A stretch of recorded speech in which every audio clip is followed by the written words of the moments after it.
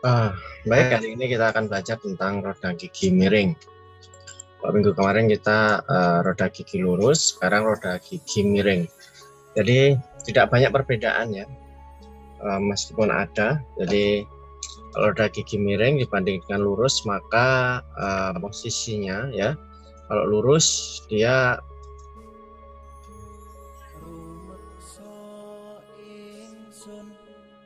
antara gigi satu dan gigi satunya, proses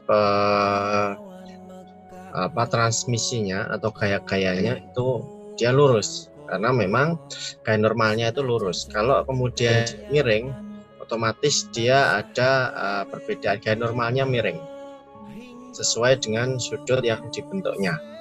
Nah, salah satu tujuan dari mata kuliah ini atau bab ini adalah untuk menghindari kerusakan yang disebabkan oleh kesalahan dalam desain untuk roda gigi itu sendiri. Misalnya contoh roda gigi yang ada di sini, dia roda gigi miring, namun dia giginya itu bisa dibilang hampir aus ya, aus atau rusak. Bisa jadi secara konstruksi peletakan dari antara dua poros ini dia kurang pas ya, atau perencanaan dari roda gigi ini dia juga kurang tepat, sehingga ketika antara transmisi antara dua poros ini ya itu terjadi, maka hasilnya seperti ini. Nah, cuman kalau dilihat dari penampangnya ini kelihatannya adalah pertama adalah dari sisi materialnya ya. Jadi kemampuan material untuk menerima beban itu tidak sebesar yang harusnya beban diberikan, sehingga dia menjadi aus atau rusak. Nah, atau kemudian yang atas ini ya, dia sedikit cuil gitu ya. Bisa jadi ini proses ada pengotor atau ada apa ya, misalnya ada proses pengencangan laut yang tidak kuat, sehingga ketika dia berputar, maka kalau ada pengotor, maka pengotor itu ada di sela-sela antara gear dan pinion, sehingga itu menekan dan kemudian membuat patah. Kalau yang ini kebanyakan dia materialnya yang kurang kuat. Nah, tujuan kita di sini adalah untuk memberikan minimal ya kerusakan dari kerusakan roda gigi miring secara desain, secara ukuran. Kelebihannya apa sih roda gigi miring dibanding dengan roda gigi lurus?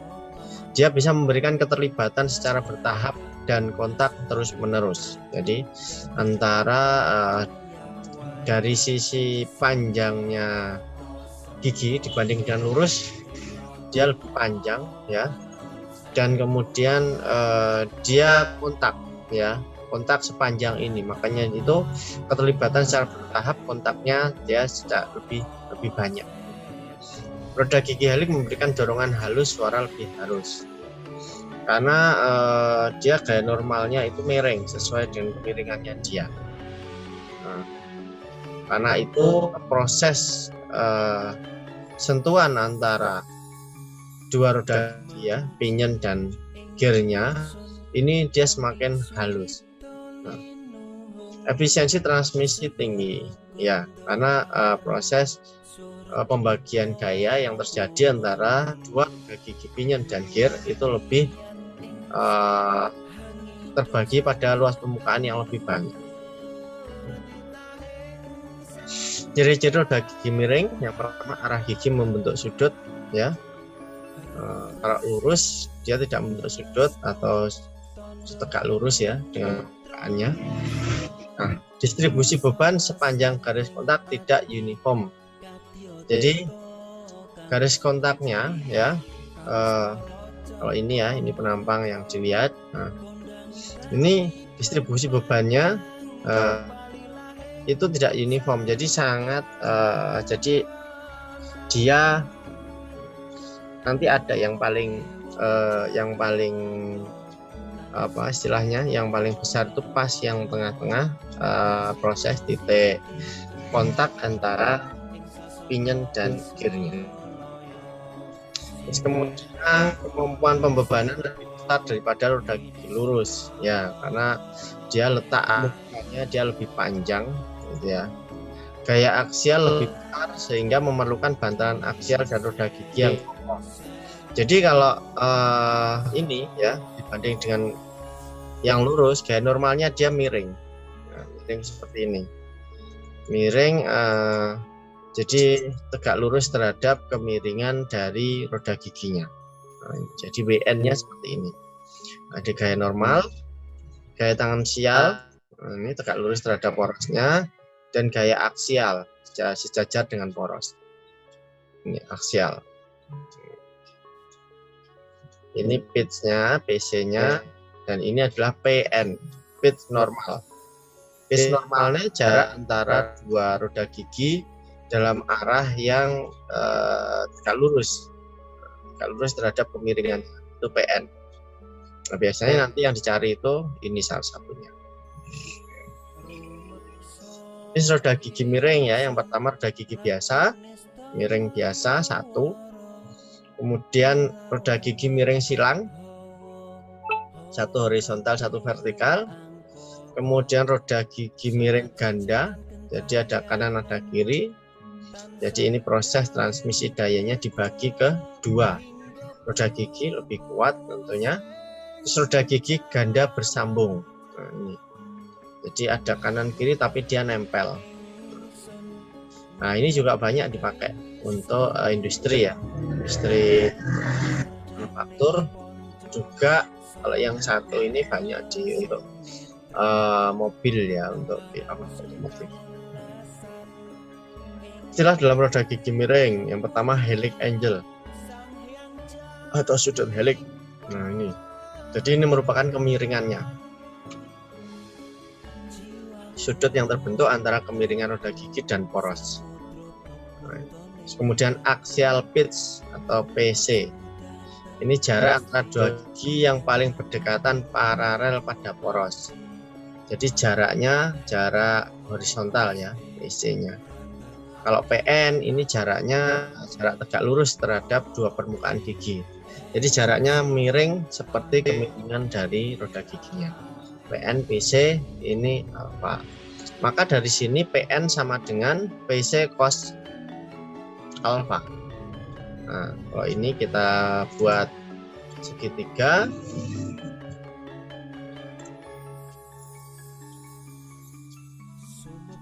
Nah, ini alfa. Kemudian PC-nya ini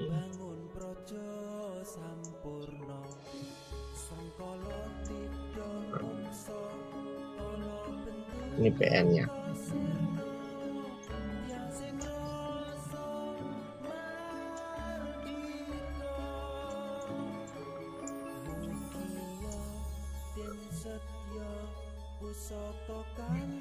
Tangan theta E sama dengan tangan theta cos alfa. Nah, ini untuk mencari theta normalnya.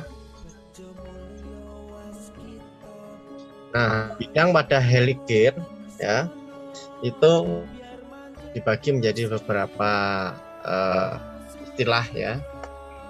Yang pertama adalah ini seperti tadi, normal pressure angle. Jadi ini kemiringannya, ini kalau kita potong ya, yang tegak lurus dengan kemiringannya ini namanya normal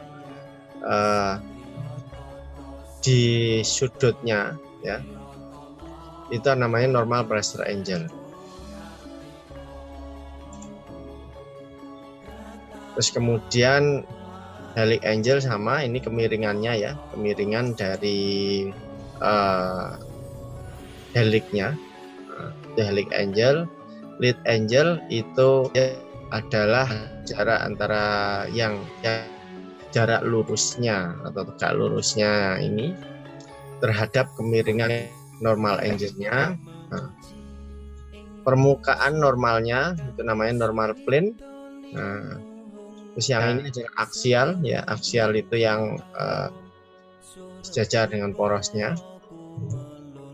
Terus kemudian pitch atau normal pitch ya, itu berdasarkan dia dua gigi yang ditarik secara tegak lurus terhadap permukaan lebarnya.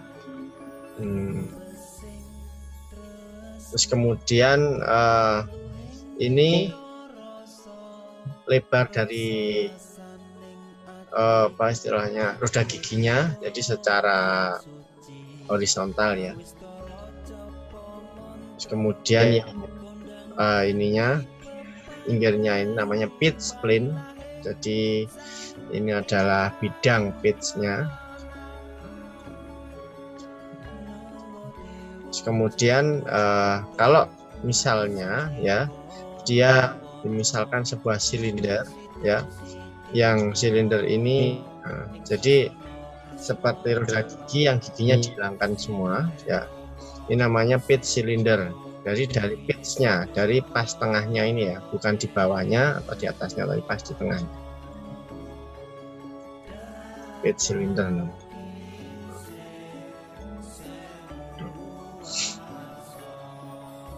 Nah, lebar permukaan roda gigi miring atau B ini ya. Karena tadi ada PC, ada PN ya. Nah, maka kemudian overlap di sini ya, jarak antara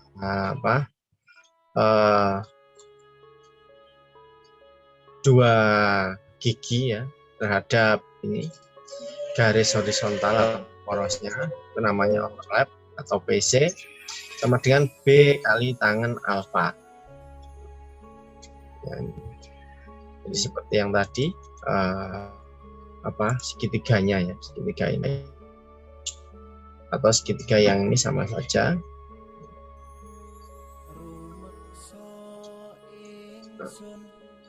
Maka kalau kemudian kita mencari W-nya ya, beban aksial, itu bisa juga kita tarik menjadi segitiga. Di sini alfa, ujung sini sama dengan WA sama dengan WN sin alfa sebelah sini sama dengan sini, atau WT kali tangen alfa. Dari sini kita bisa mendapatkan beban-beban ya, kalau kemiringannya atau alfanya diketahui. Jadi penting alfa itu untuk mengetahui beberapa gaya-gaya aksial, tangensial, normal. Nah, standar yang untuk overlap B tangen alfa sama dengan 1,15 PC. Jadi B-nya itu 1,15 kali PC. Atau B sama dengan 1,15 PC per tangen alfa sama dengan 1,15 kali P kali M per tangen alfa. Dimana PC ini adalah P kalikan modul. Nah, ini nanti bisa untuk mencari modul, hubungan dengan modul PC dan dengan P.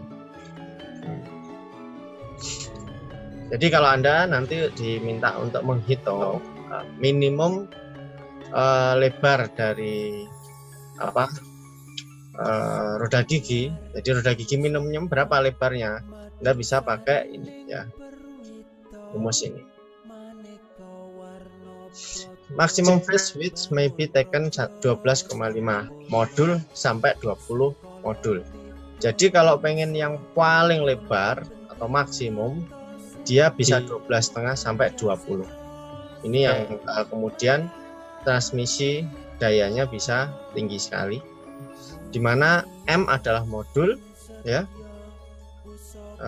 DP adalah diameter pinion, phase width harusnya atau lebar dari permukaannya 1,5 dp sampai 2 dp atau 2 kali diameter pinion. Meskipun 2,5 dp mungkin masih bisa dipakai. Nah ini Ini kalau Anda mau merancang roda gigi miring dengan kekuatan yang besar, maksimum. In case of double helical herringbone gear, jadi kalau nanti soalnya itu double helical ya atau herringbone gear, minimum phase width-nya B sama dengan 2,3 PC per tangan alfa. Nah, ini jangan lupa kalau nanti soalnya itu adalah double ya, double gigi miringnya, maka rumusnya bukan 1,15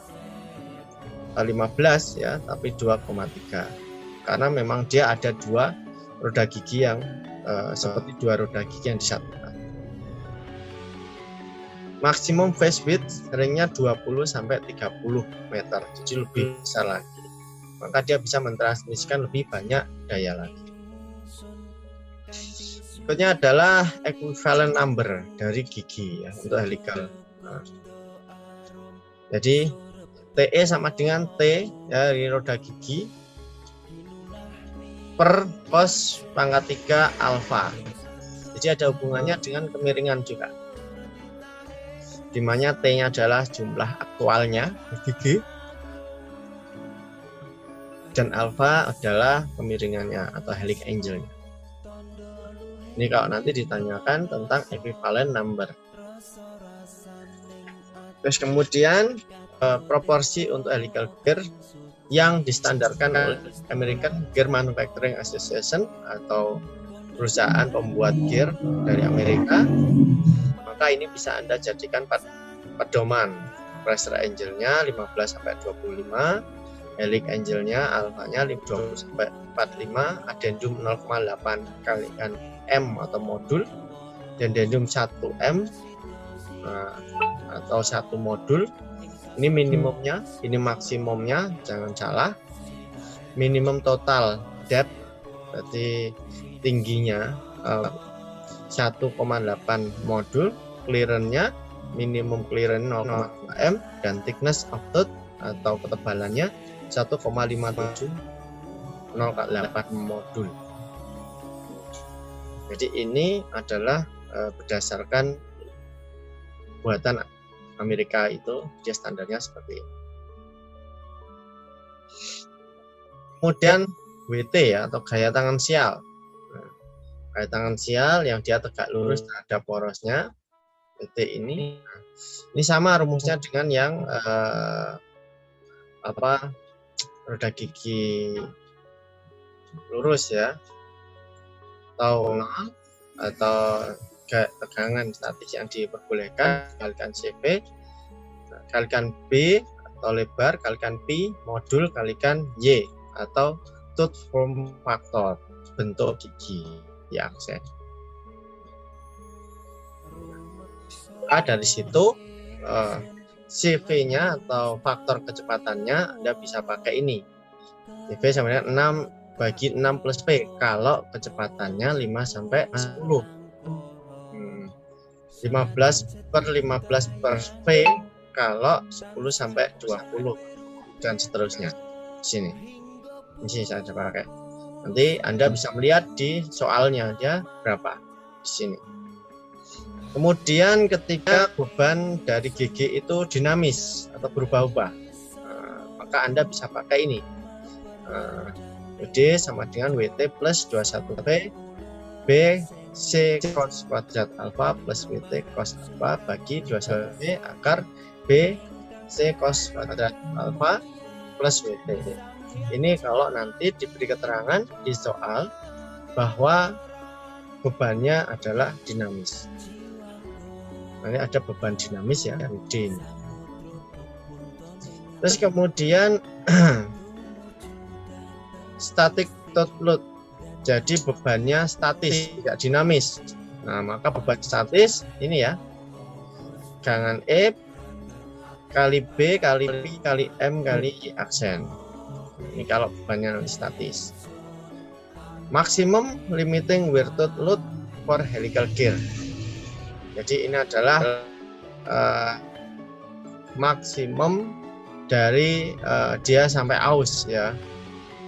Maka ini rumusnya diameter pinion kali B lebarnya kali Q kali K per cos kuadrat alfa. Q juga sama ya, jadi karena ini beberapa istilah memang sama dengan yang spur gear. Terus kemudian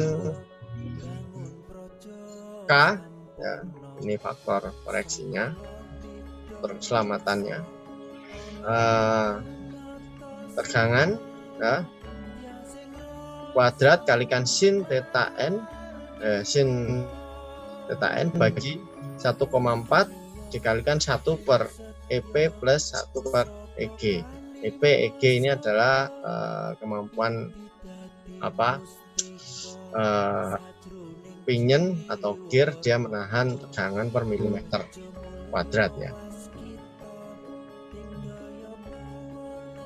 Kita kemudian soal, daya sebesar 15 kW ditransmisikan oleh sepasang roda gigi miring, di mana jenis gigi adalah 20 derajat stup.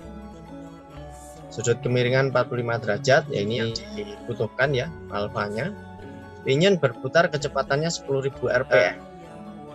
Jadi yang kecil ini 10.000 rpm, diameter pitch-nya 80 mm.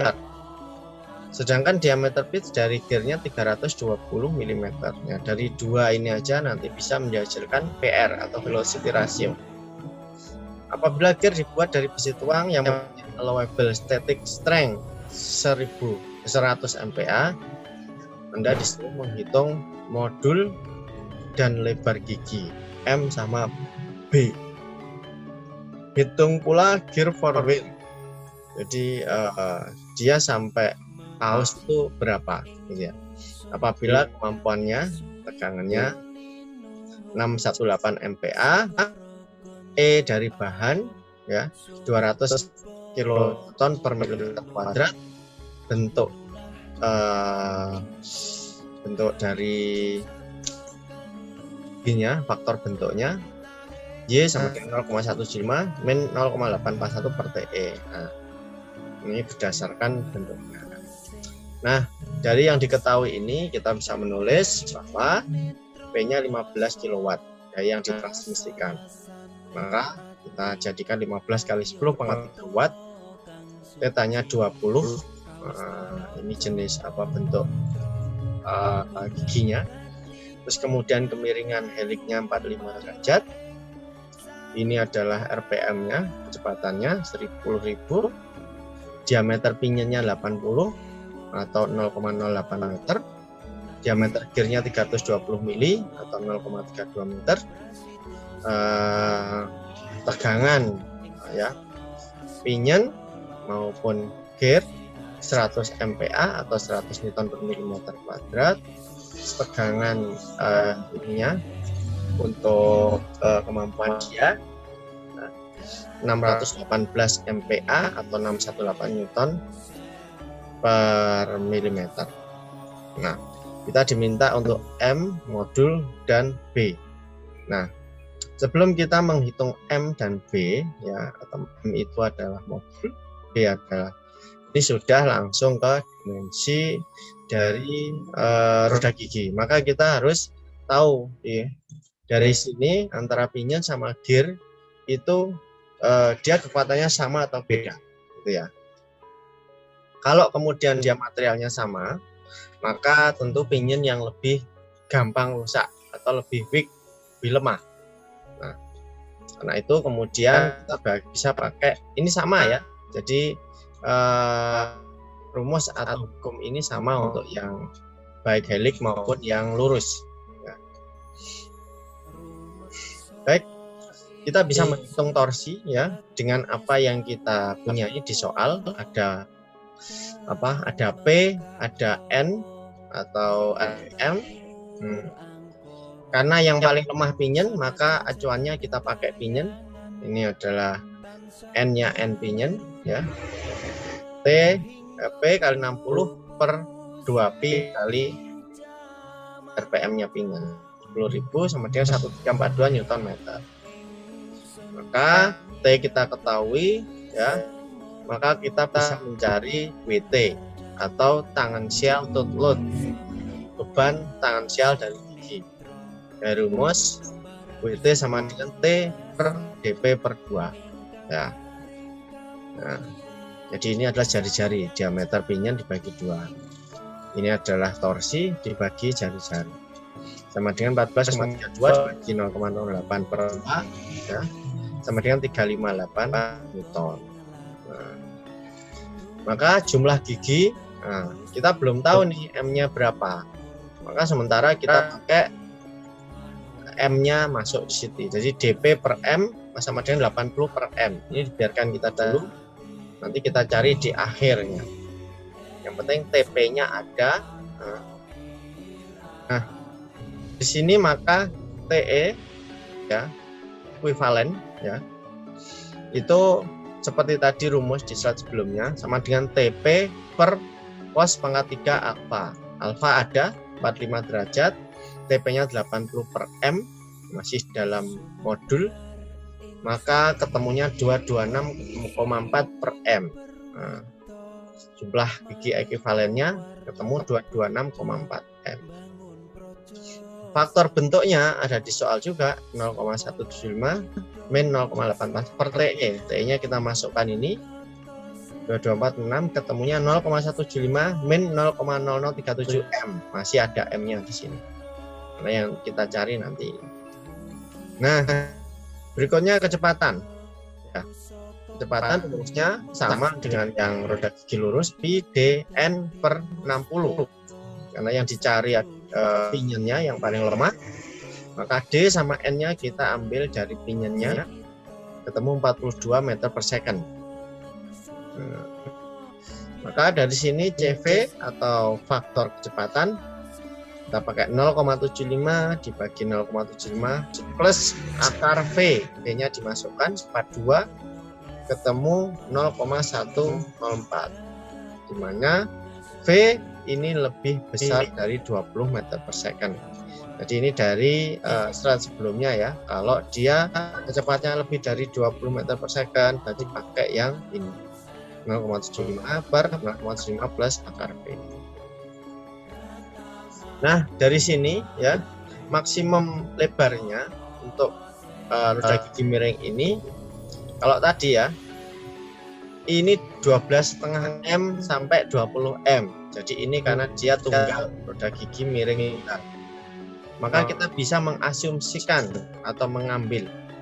Misalnya B-nya kita ambil yang paling kecil ya 12,5 M. B 12,5 M. Nah, kalau yang herring bone ya, maka kita lebih besar dari ini. Bisa ngambil 20 minimal. Nah, di situ maka kemudian axial total load atau WT kita bisa masukkan dari TOP kali CV kali B kali P M kali Y aksen P. Nah, ini sudah ada semua di soal. TOP 100 kan. CV-nya 0,104, B-nya nah ini masih dalam M, 12 M kali PM Y aksen 0,175 min 0,0037 M. Kita kalikan semua ya, ketemu 72 M kuadrat min 1,5 M pangkat 3. Maka dari sini kita pakai matematika teknik untuk menyelesaikan, yaitu persamaan trial method ya. Jadi nanti tanda kurung M1 M2 nanti dikalikan, nanti ketemu M sama dengan 2,3 ketemunya. Maka kita bulatkan menjadi 2,5. Kita bulatkan ke atas. Nah, M ketemu 2,5 ya. Maka B tinggal ngalikan 2,5 M sama dengan 2,5 kali 2,5 sama dengan ketemu 31,25. Kita bulatkan menjadi 32 mm. Nanti kita bulatkan ke atas semua. Nah, dari sini maka kita bisa mencari tambahan ya, velocity ratio diameter gear dibagi diameter pinion 320 bagi 80 sama dengan 4. Rasio faktor atau faktor rasio Q rumusnya 2 VR atau velocity ratio dibagi VR plus 1. 2 kali 4 bagi 4 tambah 1 sama dengan 1,6. Nah, ini. Kemudian dari sini theta normal dari saat sebelumnya tangen theta cos alfa ya, tetanya 20, cos alfanya 45, ketemu 0,2573, maka di shiftan ketemu theta normal 14,4 derajat. Jadi kemiringan normalnya 14,4 derajat.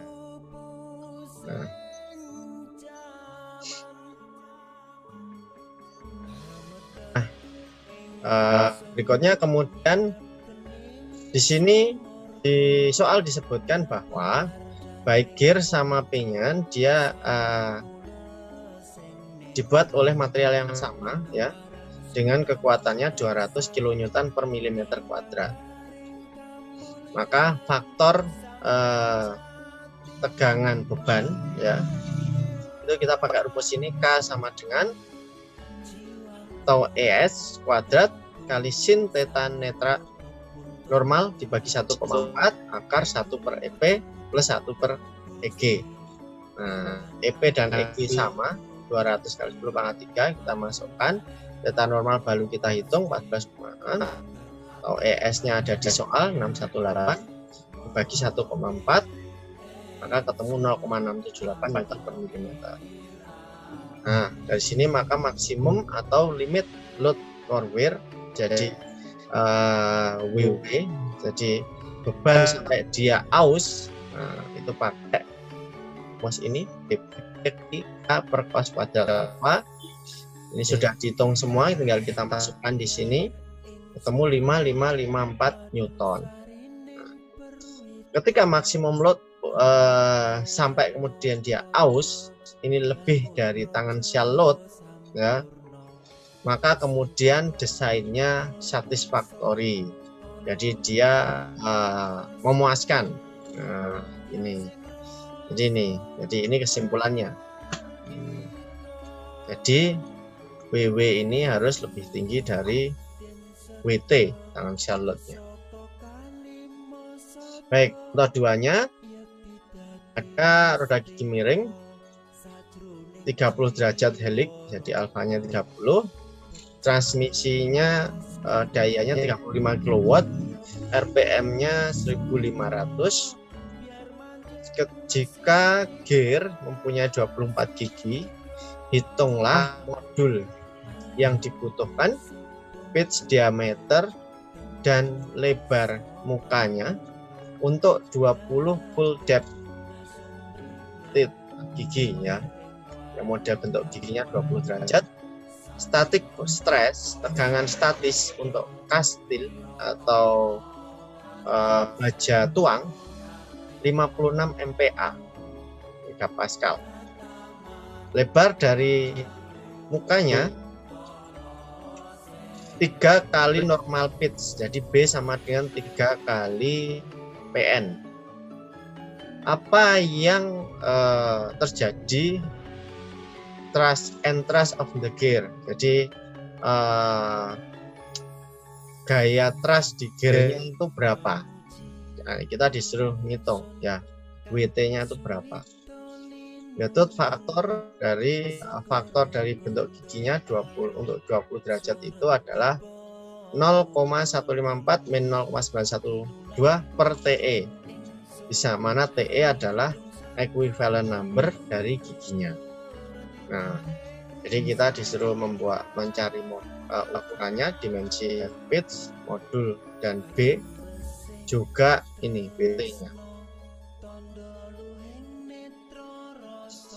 Maka kita bisa menulis ya apa-apa yang ada di situ, mulai dari alfa, P, N, TG adalah jumlah giginya gear.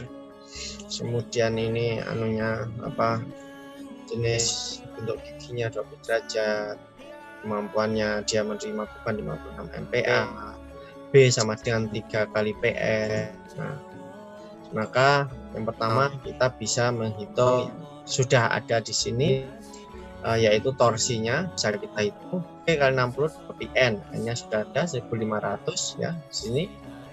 Maka ketemunya 223 kali 10 pangkat 3. Maka di situ E ya ekuivalen jumlah gigi, rumusnya TG per cos pangkat 3 alfa, TG-nya ada 24 jadi soal, maka cos pangkat 3 30, dan nanti siapkan kalkulator, maka ketemu 37.